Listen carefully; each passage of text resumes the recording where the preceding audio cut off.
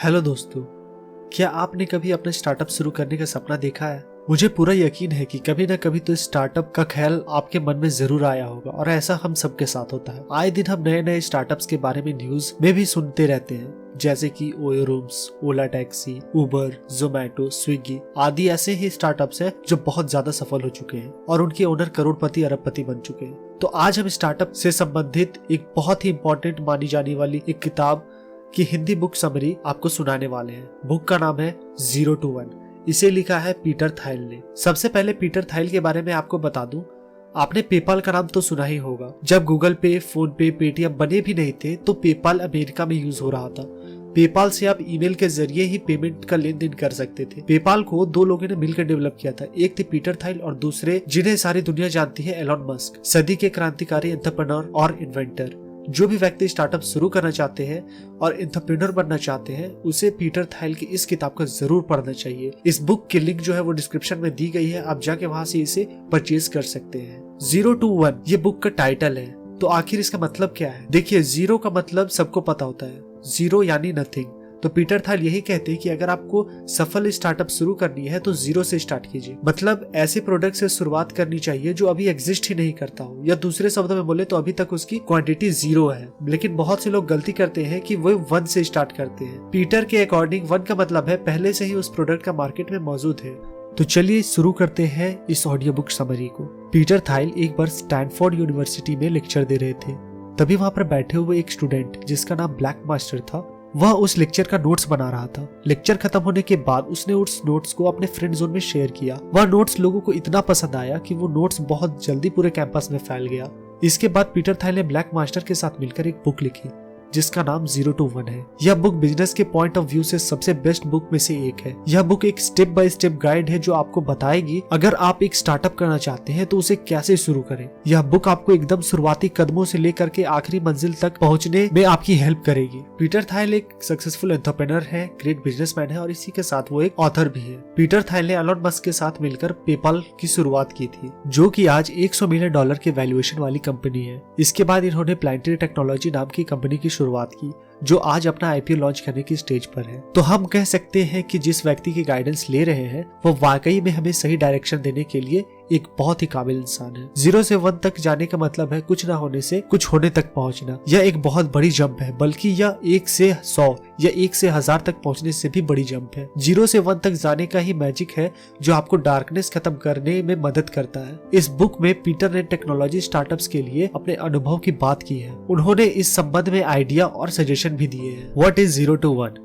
Author ने बताया कि हम अपने बिजनेस को लेकर के 2 डायरेक्शन में जा सकते हैं। पहला डायरेक्शन है 1 to n की तरफ और दूसरा है 0 to 1 की तरफ। एक दर्शाता है कि सब कुछ मौजूद होना, जबकि 0 दर्शाता है कुछ भी मौजूद ना होना। मान लीजिए कि मार्केट में पहले से ही ऐसी कंपनीज है जो कोल्ड ड्रिंक बनाती है और बेचती है, तो यह एक की स्थिति दर्शाता है। यहाँ पर सब कुछ पहले से मौजूद है, आपको इस मार्केट में सब कुछ पता है। बॉटल कैसे बननी चाहिए, कोल्ड ड्रिंक का टेस्ट कैसा होना चाहिए, कहाँ पर यह ज्यादा बिकती है, इसका कितना बड़ा मार्केट है, फैक्ट्री लगाने के लिए क्या क्या चाहिए। ऐसी स्थिति में अगर आप कोल्ड ड्रिंक बनाने का बिजनेस स्टार्ट करते हैं तो आप 1 to n की तरफ जा रहे हैं। मतलब कि जो चीज पहले से मार्केट में मौजूद थी, आप उसी चीज में एक और कॉपी बना रहे हैं। एक लाइन में अगर कहा जाए, आप कोई ऐसा काम कर रहे हैं जिसको कैसे करना है इसका पूरा नॉलेज आपके पास है, तो आप 1 to n की तरफ जा रहे हैं। इसके अपोजिट 0 to 1 की तरफ जाना क्या होगा? क्या आप इनोवेटिव करके कोई ऐसी चीज बना रहे हैं जो पहले से मार्केट में नहीं थी? तब आप 0 से 1 की तरफ जा रहे हैं। ऐसी स्थिति में आपके सामने बहुत सी अनप्रिडिक्टेबल बातें होगी। आपको नहीं पता होगा कि काम कैसे करना है, क्या यह सक्सेसफुल होगा या नहीं होगा। लेकिन एक बहुत बड़ा बिजनेस खड़ा करने के लिए आपको 0 से 1 की ही तरफ जाना होगा। What is market monopoly? Peter Thiel ने जब पेपाल की शुरुआत की तो मार्केट में किसी ने सोचा ही नहीं था कोई ऐसी सर्विस बननी चाहिए जो पूरी दुनिया में पेमेंट सिस्टम को एकदम इजी बना दे।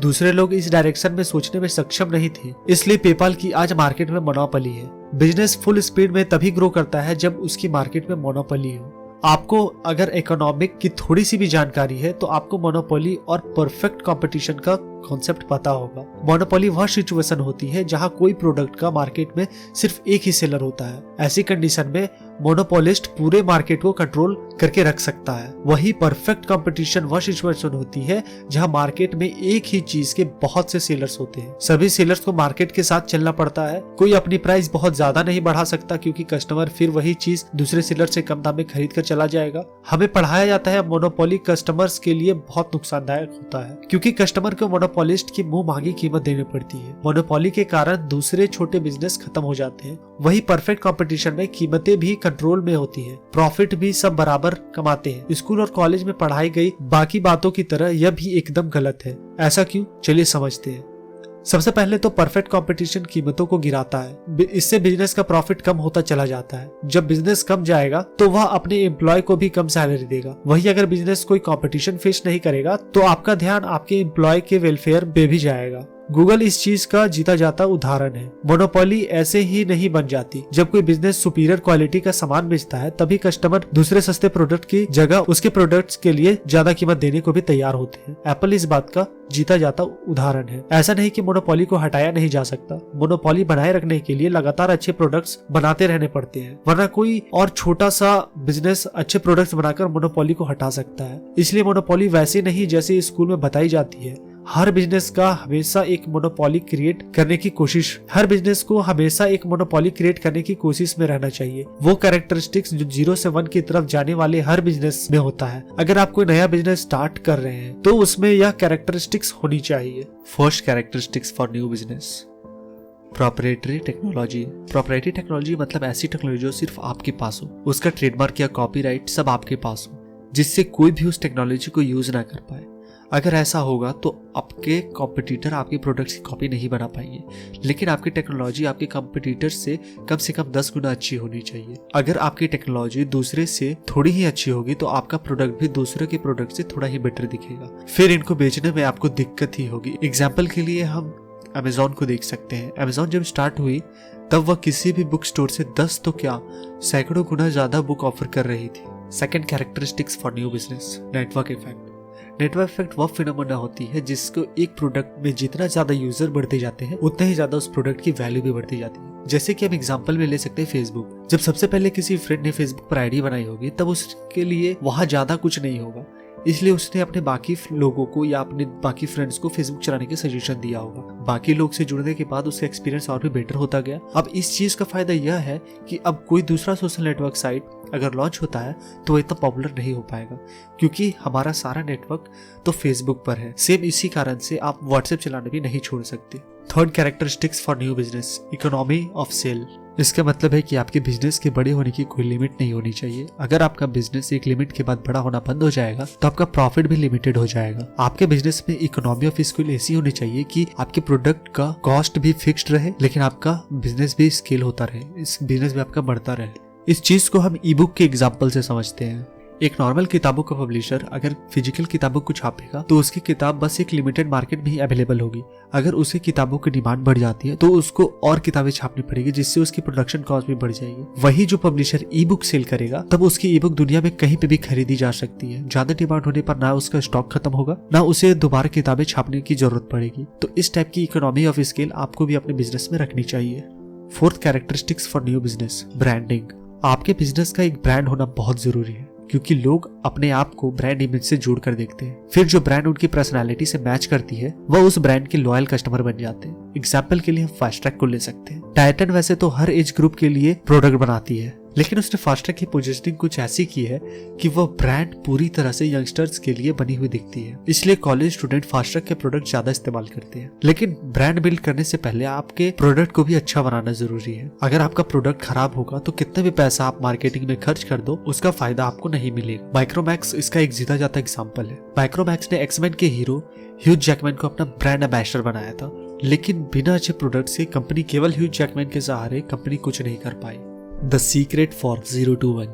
0 to 1 की तरफ जाने के लिए आपको कुछ सीक्रेट पता करने हैं क्योंकि 0 से 1 की तरफ जाने के लिए आप कुछ नया तैयार कर रहे होते हैं। आप जो बना रहे हैं या लेकर आ रहे हैं वह दुनिया में एग्जिस्ट ही नहीं करता क्योंकि अभी तक उसे दुनिया में किसी ने बनाया ही नहीं है। किसी ने अभी तक उसे इसलिए नहीं बनाया क्योंकि किसी को उसके बारे में पता ही नहीं है। जो बात किसी को पता ना हो वह सीक्रेट होती है, इसलिए आप जो ढूंढ रहे हैं वह एक सीक्रेट है। आपका काम है उस सीक्रेट को पता करना। जैसे कि एयरबीएनबी के आने से पहले होटल बिजनेस कई सदियों से चले आ रहे थे, लेकिन इतने सालों के बाद भी किसी को यह पता नहीं था कि अगर ट्रैवलर को कम कीमतों पर किसी अनजान व्यक्ति के घर पे भी रहने का मौका मिले तो वह होटल की जगह उस घर में रहना पसंद करेगा। होटल्स पर होटल खोलने वाले लोगों के दिमाग में भी यह बात नहीं आई कि शहरों के कितने सारे घरों में मेहमानों की रुकने की जगह होती है, तब वही जगह टूरिस्ट लोगों को रुकने के लिए क्यों नहीं इस्तेमाल किया जा सकता।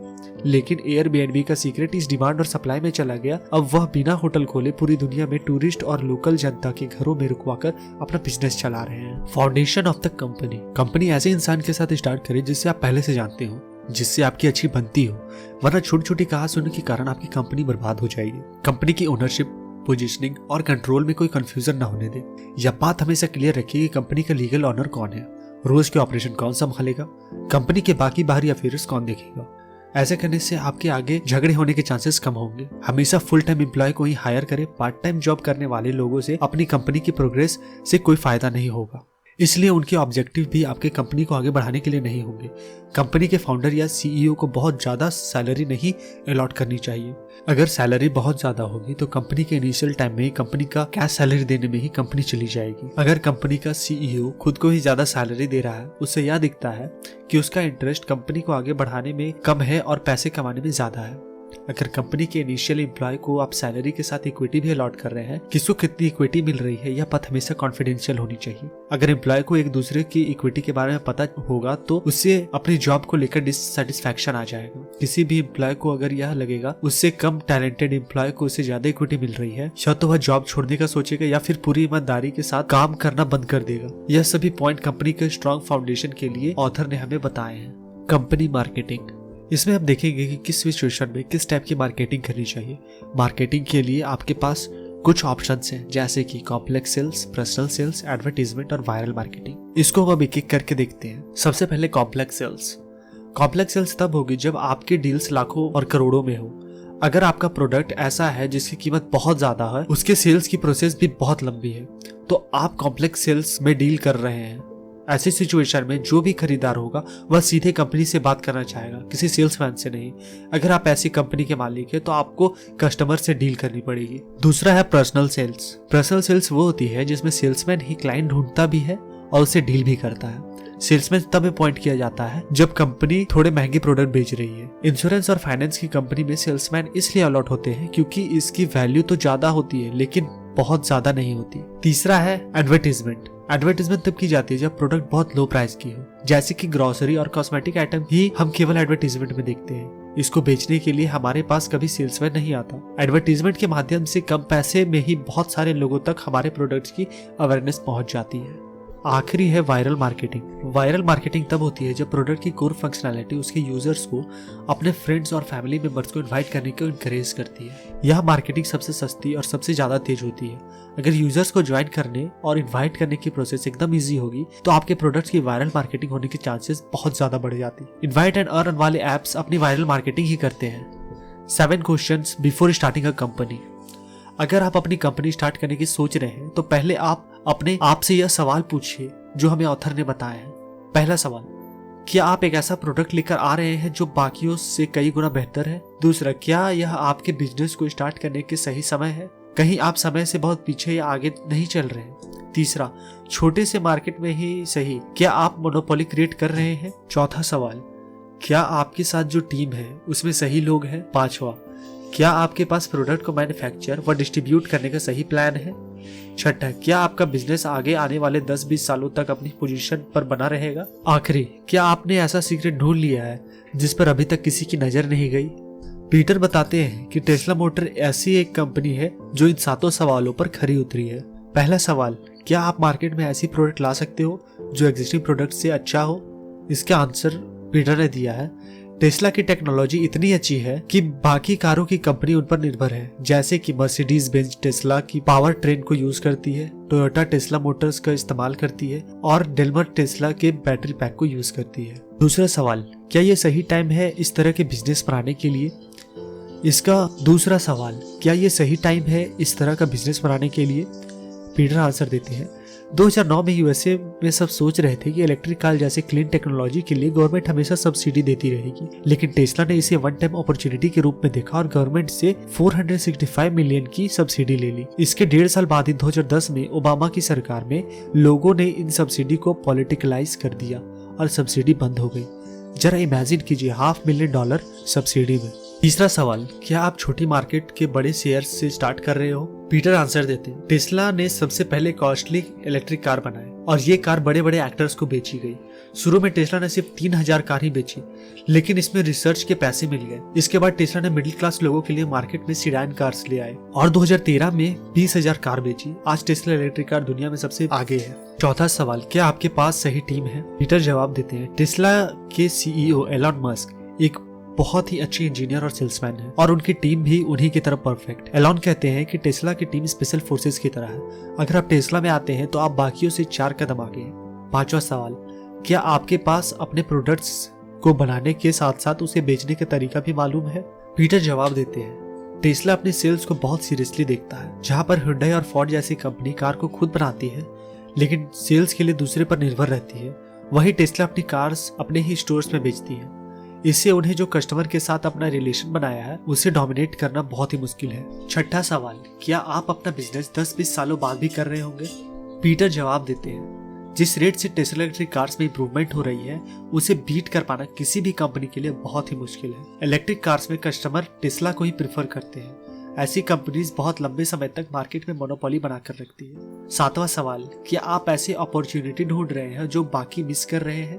पीटर जवाब देते हैं, टेस्ला जानता था कि बड़े लोग इलेक्ट्रिक कार्स में सफर करना एक स्टेटस सिंबल मानते हैं। इससे लोग ये समझते हैं कि इलेक्ट्रिक कार्स के ओनर एनवायरनमेंट को क्लीन रखना चाहते हैं। इसी सीक्रेट्स को लेकर टेस्ला ने महंगी और स्टाइलिश कार बनाई और इनके शुरुआती कस्टमर में टाइटैनिक के हीरो लियोनार्डो डिकैप्रियो भी शामिल है। दोस्तों, यहाँ पर हमारा audio book summary 0 to 1 written by Peter Thiel with black master समाप्त होता है। मुझे उम्मीद है दोस्तों कि आपके लिए ये बुक बहुत मददगार साबित होगी और आप इस बुक के माध्यम से बहुत कुछ सीख पाएंगे। इसकी बाइंग लिंक डिस्क्रिप्शन में है। उम्मीद है दोस्तों आपको ये वीडियो पसंद आई है। अगर पसंद आई है तो लाइक एंड शेयर कर दीजिएगा। कोई सवाल या सुझाव तो कमेंट बॉक्स में कमेंट कर दीजिएगा। अगर आप हमारे चैनल पे नए हो या हमारी वीडियोस को रेगुलर वॉच करते हो तो प्लीज हमारे चैनल को सब्सक्राइब कीजिएगा, साथ ही साथ बेल आइकन को भी दबा दीजिएगा। मिलते हैं अगले वीडियोस में, तब तक के लिए जय Hind, Vande Mataram and stay safe.